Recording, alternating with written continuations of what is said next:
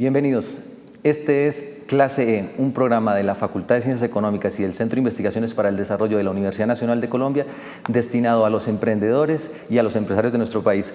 En esta ocasión tenemos el placer de contar con la compañía de Marcela Sánchez, profesora de la Maestría en Administración de la Facultad de Ciencias Económicas de la Universidad Nacional y también asesora de la Vicerrectoría de Investigaciones de nuestra universidad. Marcela, bienvenida. Gracias. De la misma manera, tenemos el placer de tener a Salvador Estrada, profesor de la Universidad de Guanajuato en México, quien justamente por estos días nos está acompañando para hablar de temas tan interesantes como el tema de la innovación y que para la gente de la maestría en administración y de las áreas de gestión es tan importante. Salvador, cuéntanos inicialmente qué es la innovación y digamos para qué sirve la innovación, por qué es tan importante para una economía la innovación. Bueno, la innovación básicamente consiste en la introducción de nuevos productos, nuevos procesos, nuevos métodos de gestión en las actividades económicas. ¿Por qué es importante? Bueno, hay un momento donde las economías necesitan renovarse. Las economías es como un ser vivo que está evolucionando. Entonces, uno no se explica, por ejemplo, actividades que antes existían y ahora ya no existen porque hubo una renovación y esa renovación fue por la introducción de nuevos productos, nuevos procesos. Por ejemplo, la forma en que antes se escuchaba música era a través de los fonógrafos. La industria del fonógrafo prácticamente ya no existe. Ahora está la tecnología de aparatos de reproducción en DVD, Blu-ray, y entonces es otra idea, ¿no? Pero digamos, para esto ha habido un efecto, digamos, no mágico en la economía, pero digamos sí de contagio de todas las actividades económicas que necesitan para grabar un disco en acetato era muy diferente a grabar un disco con las tecnologías digitales. El tipo de profesión y conocimiento que se necesita para manejar un estudio digital y un estudio de audio como se hacía antes es muy diferente. La cuestión del marketing para promocionar a un artista en internet es muy diferente a como antes se hacía con promociones y el regalo de discos dentro de la discoteca. Entonces es todo una revolución, un cambio, pero digamos que justamente permite que la economía esté bollante, esté estable y que pueda salir de las crisis. Entonces en este momento donde el mundo está en crisis es súper importante tratar de implementar actividades innovadoras en la economía. O sea, la crisis es un momento de oportunidad justamente para ser más innovadores. Sí, efectivamente, porque es la ventana de oportunidad que tienes para hacer un diagnóstico de cómo estás y qué podrías inventar a futuro. Entonces, entre más creativo seas, entre más busques cómo puedes mejorar lo que ya tienes, puedes tener una posibilidad de salir de esta crisis, por ejemplo. Ok, Salvador mencionaba un poco temas que tienen que ver mucho como con la tecnología.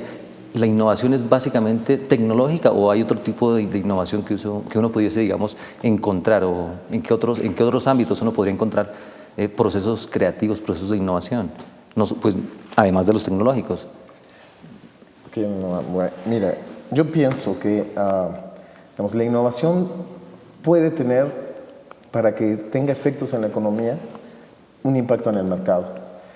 Fuera del mercado existe la innovación, la sociedad necesita renovarse, sí, el mundo espiritual necesita renovarse, sí, el ser humano evoluciona, entonces parte de la propia evolución. Sin embargo, para que esto pueda verificarse, esta historia de la crisis que estábamos hablando, eso se impacta en los costos de los productores, en la calidad de los productos que tienen los consumidores, en su calidad de vida, en nuevos productos, pero con nuevas propiedades, nuevos aspectos funcionales, de durabilidad, por ejemplo, hay toda una tendencia ahora mismo a intentar desarrollar productos y procesos que vayan acompañando al cliente en sus gustos. Si necesita cosas más pequeñas, porque cada vez las habitaciones son más pequeñas, pues ahí hay un esfuerzo. Si necesita cosas que sean más portables, hay que hacer el esfuerzo para que esos nuevos procesos, nuevos productos acompañen al cliente.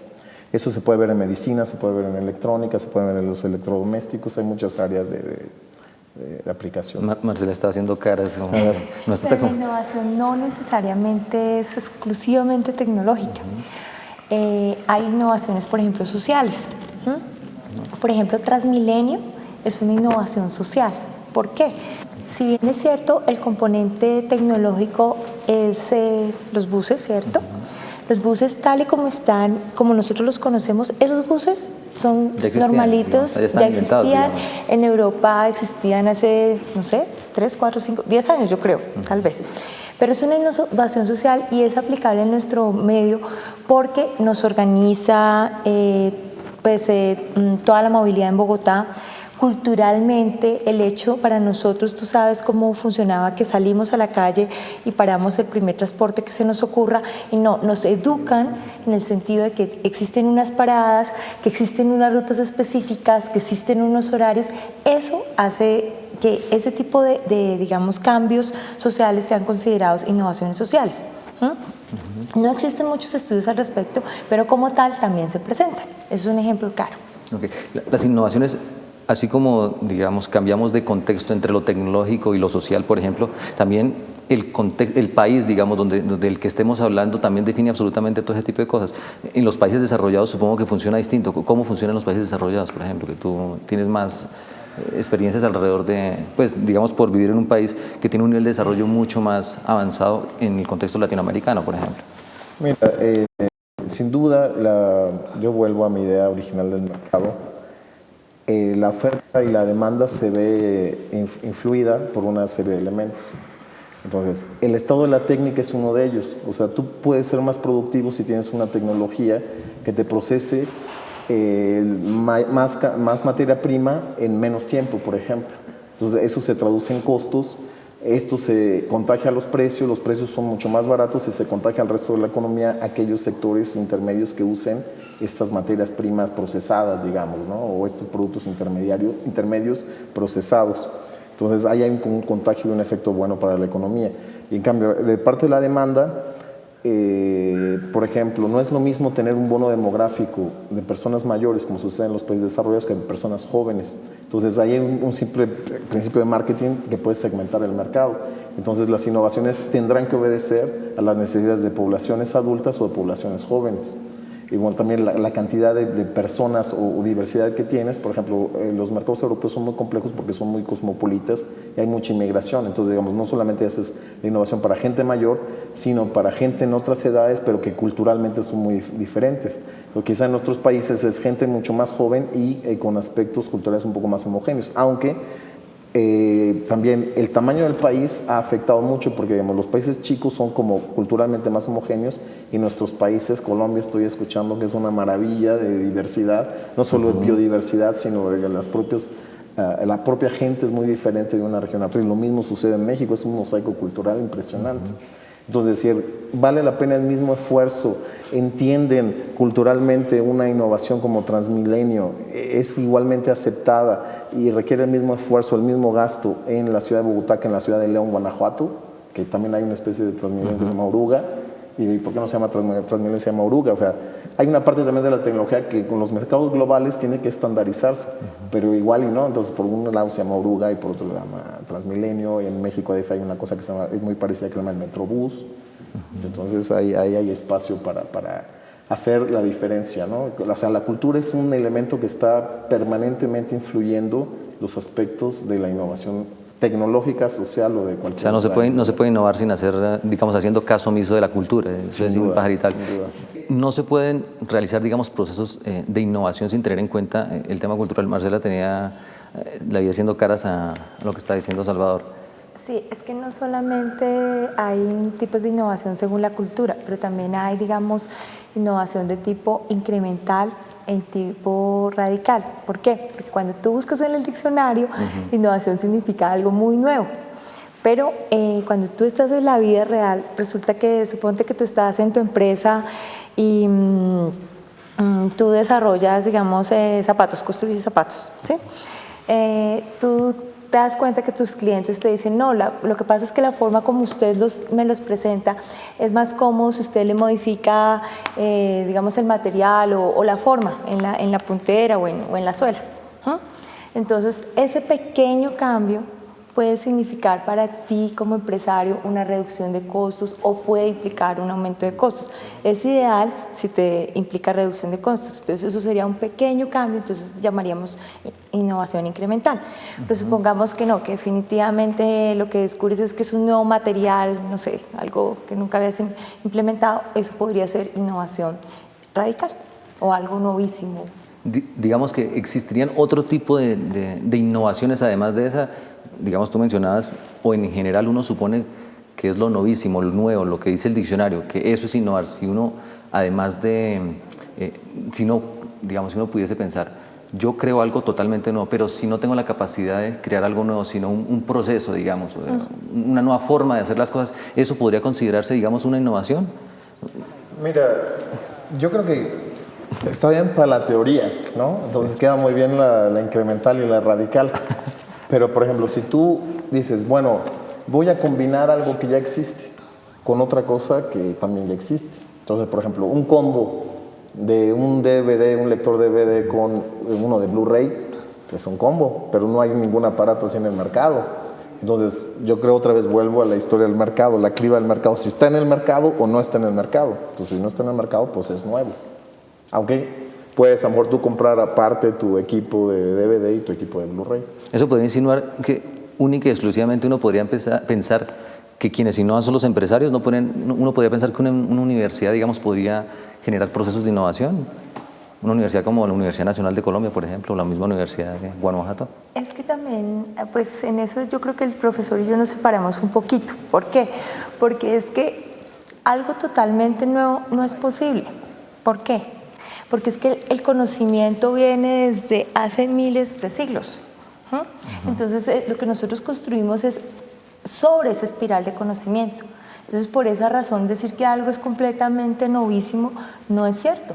O sea, siempre hubo alguien detrás tuyo que hizo esa base.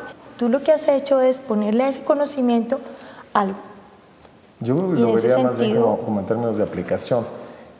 Por ejemplo, hay unos laboratorios españoles que están explorando grandes profundidades en el mar. Están buscando nuevas especies de moluscos o no sé qué. Y descubren que esos moluscos, esos bichos raros que están a mucha distancia de la superficie del mar, tienen propiedades, o sea, tienen un aspecto molecular parecido a algo que ataca cierto tipo de cánceres. Entonces están investigando si esto, que no existía, es totalmente nuevo, o digamos, en el horizonte de conocimiento no se conocía, ¿no? O sea, ¿quién había explorado el mar? Entonces, por ejemplo, para nuestros países tenemos una amplísima biodiversidad. Entonces, hay muchas cosas que no están exploradas. Entonces, una gran innovación, digamos, en el siglo XVI, XVII, era toda la biodiversidad que había en América, que pasó a Europa, y que eran conocimientos ancestrales, o la medicina china. Entonces, no todo es, digamos, el problema con Occidente es que siempre queremos mirarlo todo con la mirada occidental, y hay otro tipo de culturas, hay otro tipo de saberes, que justamente en la moderna sociedad del conocimiento tenemos que reaprender y mirar con otros ojos. Entonces, por ejemplo, los antropólogos manejan esta idea de cuando los hombres occidentales visitaban las islas de Polinesia, decían, es que ellos son salvajes y son incivilizados. Y algunos antropólogos planteaban, pues no será al revés, no será que nosotros somos los incivilizados y ellos son los civilizados. Entonces, por ejemplo, la conquista española acá con los incas, con los aztecas, o sea, ¿quién era el incivilizado, quién era el civilizado? No que los sacrificios humanos, no que tener cierto tipo de dieta, ¿no? Donde a lo mejor en tu horizonte cultural, otra vez vamos a la cultura, pues a lo mejor comer carne de perro no está también visto como comer carne de vaca, pero bueno, si nunca habías visto un caballo, pues no comías carne de caballo, ¿no? Entonces yo creo que el encuentro de los mundos, o sea, todavía la humanidad tenemos mucho que aprender entre nosotros y aprovechar la diversidad étnica, cultural y biológica que tenemos, ¿no? Pero yo creo que todavía hay todas muchas oportunidades. Cuando tú preguntas si son solamente los empresarios los que podrían llegar a hacer innovación, yo creo que eso no es del todo cierto. O sea, digamos, ellos están especializados en hacer llegar las cosas al mercado. Nadie mejor conoce el mercado que ellos, ¿sí? Pero los grupos de investigación o los científicos o los ingenieros en las empresas son los que les pueden como generar ese conocimiento para que ellos luego lo pudiesen como comercializar. ¿Por qué? Digamos, como mencionaba Salvador, con la riqueza de biodiversidad que nosotros tenemos, entonces, por ejemplo, una planta aromática, ¿sí? Que tú a esa planta aromática le extractes el aceite y saber si ese aceite tiene propiedades para curar cáncer o para relax o bueno, qué sé yo. Eso, una empresa que se pueda dedicar solamente a comercializar ello tendría que tener una base científica y ese papel solamente lo puede tener pues los químicos, un ingeniero químico, alguien que determine específicamente que ese aceite tiene o no esas propiedades. Luego la parte de comercializarlo pues tendría que hacerlo los gestores. En ese sentido, pues digamos, yo pienso que es algo complementario. Por esa razón no es descabellado decir que las universidades y las empresas puedan trabajar juntas. Pueden trabajar de la mano. A mi defensa de lo del mercado, digamos, la innovación luego es tan compleja y requiere conocimientos tan de frontera que necesitas hacer tareas colectivas. Entonces, pensar que un empresario va a tener la capacidad cognitiva para resolver cuáles son esas propiedades mágicas que hay en ese aceite es complicado. Entonces necesita gente especializada, instalaciones especializadas que ellos no pueden tener. Entonces necesitan hacer equipo con centros de investigación o con universidades para que esta tarea las hagan las universidades y los centros de investigación. O sea, eso no se puede, digamos, dividir, digamos, ese triángulo universidad, empresa, digamos, con el Estado, en algunos casos, siempre tiene que existir para poder generar esos procesos de innovación, sí, o sería muy difícil lograrlos. Mira, hace un momento decíamos, el empresario, viendo que algo puede ser rentable, se le antoja invertir, pero si tú le dices como universidad, mira, nosotros hemos estudiado estas especies, tienen esta promesa, a lo mejor es muy difícil convencer al empresario de que realmente hay un mercado por ahí. Entonces, ¿qué es lo que se puede hacer? Entonces, el investigador, si solo dependiera de los fondos que le pudiera dar el empresario por esa promesa de rentabilidad que puede encontrar en el mercado este producto, pues se quedaría esperando porque el empresario dice, pues yo no voy a arriesgar mi plata, ¿no? Y luego, desafortunadamente, un problema cultural de nuestros empresarios en América Latina es, voy a invertir la plata y ¿en cuánto tiempo la voy a recuperar? ¿Cuánto voy a ganar? Pero bueno, pues van a pasar 15 años en lo que hacemos las pruebas clínicas para ver si esta molécula que ven estas plantitas tiene algún principio activo. No, pues yo no puedo esperar. Entonces, ¿quién entra? Dice el Estado. El Estado tiene plata y tiene tiempo, cosa que el empresario tiene, y el investigador, pues seguramente pues, es muy curioso y quisiera seguir investigando otras cosas, entonces tampoco se puede detener. Entonces el Estado es el que regula el tiempo de la innovación basado en cosas científicas. Okay. Pero también hay un mito, es que no todo, o sea, la innovación no solamente surge desde, digamos, de la parte científica o la innovación surge de las necesidades del mercado. Eso es un ir y venir, o sea, son interacciones tanto de la parte científica como interacciones del mercado. O sea, el mercado es el que se le puede ocurrir, por ejemplo, cuando se desarrolló el Walkman o, por ejemplo, cuando se desarrollaron los mensajes de texto. Su misión inicial en los mensajes de texto era que los ingenieros que cuidaban las torres se pudieran comunicar. Ese era su objetivo principal y nunca nadie pensó que hoy fueran el mercado que significan para las grandes telefónicas. Ya, 5 años después está comprobado que, por ejemplo, el 31 de diciembre o el 24 de diciembre, lo que mueve los SMS no lo mueve ningún otro producto en el mercado, en términos de plata. Entonces, digamos, ellos lo pensaron como una necesidad técnica, pero el mercado le dio otro uso. Entonces, digamos, de alguna manera, eso no es ni lo uno ni lo otro, es una mezcla de ambas cosas, lo que genera innovaciones. De alguna manera, trayendo un poco a colación lo que estabas mencionando, un poco lo que tiene que ver con la cultura y los contextos que tienen algunas sociedades, cuando hacías mención a las tradiciones, uno podría pensar que entonces naciones como la China, como los países asiáticos que están muy entrados en esos procesos, digamos, de innovación, definitivamente nos van a seguir cogiendo mucha distancia, o hay alguna forma de, digamos, que nosotros no nos perdamos, digamos, de ese tren de la innovación. Es que yo creo que para la innovación hay muchas puertas insospechadas, ¿no? Diría yo. Por ejemplo, en una línea de producción, todo un trabajo muy rutinario, tú dices, bueno, el obrero que está ahí ensamblando cosas, pues no aporta nada a la innovación, pues ni está en el mercado ni es científico. Pero a lo mejor te puede resolver algo, o sea, te puede dar una sugerencia cómo hacer más hermético el empaque, cómo hacer que embone mejor la tapita. Entonces es una pequeña innovación, una modificación chiquita, es una mejora en el producto, pero a lo mejor esa es la gran diferencia, que el viajero buscaba un shampoo que no se le derramara, y con esta nueva idea del operador también hay tecnología. Entonces hay tecnología hay conocimiento y oportunidad de innovación en muchas actividades dentro de la propia empresa, en el mercado, en la cultura, en la creatividad de los artistas, en la creatividad de los artesanos. Entonces hay muchas oportunidades. Entonces el mundo está lleno de oportunidades. Entonces decir, como un determinismo, estos países ya nos tomaron la delantera, estos países se están organizando de una nueva forma, o sea, porque otro secreto de la innovación a nivel país es la forma en que te organizas, y a los actores, al conjunto de colectivos que tú invites para la innovación, y cómo los organices, y cómo tú creas a través de los mecanismos de política incentivas para que todos cooperen o no. Porque digamos, yo creo que hay dos cosas a nivel macro que son muy importantes. Uno es la aversión al riesgo y otra es la actitud colaborativa. Entonces, si tú ves China, pues digamos, un estado dictatorial puede emprender mucho más riesgo que un estado donde hay una sociedad democrática, ¿no? Puede haber mucho más colaboración en un estado donde hay una cultura gremial muy importante, como pueden ser los países nórdicos, en países donde la individualidad ha premiado, como pueden ser, no sé, los países africanos, por ejemplo. No, cuando tú preguntas qué deberían hacer, yo creo que hay tres grandes cosas. Una, y pues es siguiendo más o menos los ejemplos de países como Malasia, Corea, que de alguna manera tuvieron crecimientos económicos similares a los nuestros, ¿sí? Hace 30, 40 años.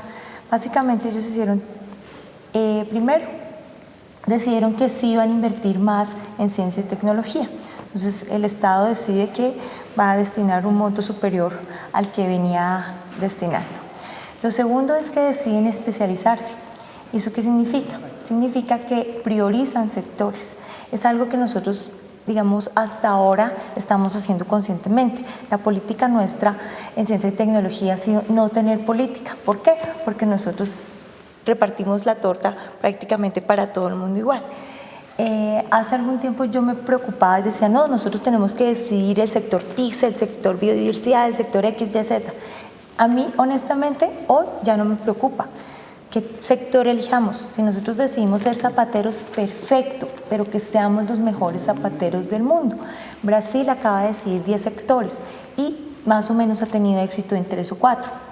Y el último elemento es que inviertes en formación de alto nivel, maestrías, doctorados, pero también en una base de tecnólogos muy importante. Básicamente eso tiene que ver con políticas públicas, o sea, que uno podría pensar que en últimas, en cabeza de los estados, en cabeza de los gobiernos, está ese gran empuje para lograr procesos de innovación y lograr esos desarrollos económicos y sociales que requieren nuestros países. Sí. ¿Eso es definitivo? Sí, es definitivo. O sea, una gran visión que solamente el Estado da.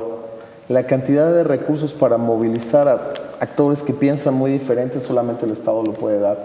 El servir de árbitro y poner de acuerdo a todos estos actores colectivos que intervienen en la innovación, solamente el Estado puede hacerlo. Para cómo lo hace o cómo lo ha venido haciendo. Entonces tiene rutinas perversas de gestión de políticas públicas muy malas. Entonces sí hay incluso un lugar para cambiar esta rutina a través de innovación de políticas. Y también podemos hablar de emprendedores de políticas, y también hay que poner a pensar que necesitamos recursos para que haya aprendizaje en las políticas. O sea, no todas las políticas públicas que se conocen necesariamente nos van a dar buenos resultados de la innovación. O sea, también porque hay una influencia cultural muy importante, sí. Entonces también culturalmente tenemos que ajustar las políticas a tener estos procesos detonadores de innovación. Ok, una vez hecha esa tarea, digamos, por parte del Estado, ¿qué tienen que hacer, digamos, los empresarios, los emprendedores que quieren iniciar sus empresas? Digamos, ¿cuáles serían esas recomendaciones para no perder de vista ese elemento tan importante que es ser creativos, digamos, ser innovadores y lograr mantenerse y perdurar en los mercados? Pues primero yo creo que tienen que tenerle ser un poco más relajados, más cínicos, más aventureros, ¿no? Para intentar emprender. Segundo, En nuestros países como que hay ciertas actividades que han ganado terreno históricamente. O sea, por ejemplo, ser parte de la burocracia es no exponerte mucho al mercado. Entonces no nos gusta competir, entonces exponerte a la competencia es bueno, es sano. Otro punto es, hay que entender que el proceso empresarial no es las mismas necesidades que tiene el empresario cuando va a arrancar un negocio, cuando está tratando de sobrevivir o cuando trata de hacer unos cambios, una expansión de su línea de producción o un cambio en su familia de productos. Entonces son diferentes necesidades que se tienen.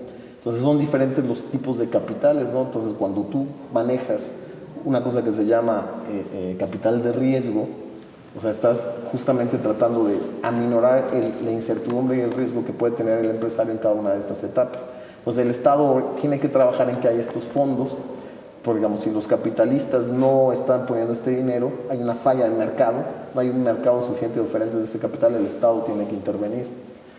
¿Qué me vas a decir? No, es que pues para que nuestros empresarios, pues yo sí lo bajaría al nivel para que ellos lo entendieran. Uno, deben estar pendientes de lo que sucede en su entorno, ¿sí? El entorno da muchísimas señales que hay que aprender a leer. Eso se dice fácil, pero no es sencillo de hacer. Pero tienen que buscar mecanismos para que ese entorno los retroalimente y generen nuevas cosas que puedan satisfacer a sus clientes. Eso solitos no se logra. Tienen que estar abiertos a estar colaborando. El éxito fundamental de las multinacionales es que saben que compiten entre ellas, pero también colaboran entre ellas. Lo tienen claritico. Saben que estamos peleándonos por el mercado, pero que si una innovación tecnológica nos cuesta muchísimo dinero, es mejor si buscamos partir esos costos y luego ya el mercado dirá quién se lleva al otro. Entonces, esas son las dos grandes cosas que yo les diría. Busquen su entorno y busquen cómo colaboran con su competencia. Okay. Yo creo que eso es fundamental. Dicen una definición de innovación es escuchar todo lo que todo el mundo escucha, leer lo que todo el mundo lee y que se te ocurra la idea que a nadie se le ocurrió y que estés abierto a colaborar, a decir, bueno, yo no lo puedo hacer, ¿quién más me lo puede hacer? Pues vamos a trabajar en equipo, vamos a emprender juntos. Yo creo que eso es clave. Ok, pues Marcela y Salvador, muchísimas gracias. Como siempre, el tiempo en televisión siempre es muy corto, entonces pues podríamos aquí seguir charlando durante horas de temas tan interesantes. A ustedes muchísimas gracias, nos veremos en una próxima ocasión en Clase E, un programa de la Facultad de Ciencias Económicas y el Centro de Investigaciones para el Desarrollo de la Universidad Nacional, dedicado para los empresarios y los emprendedores. Muchas gracias.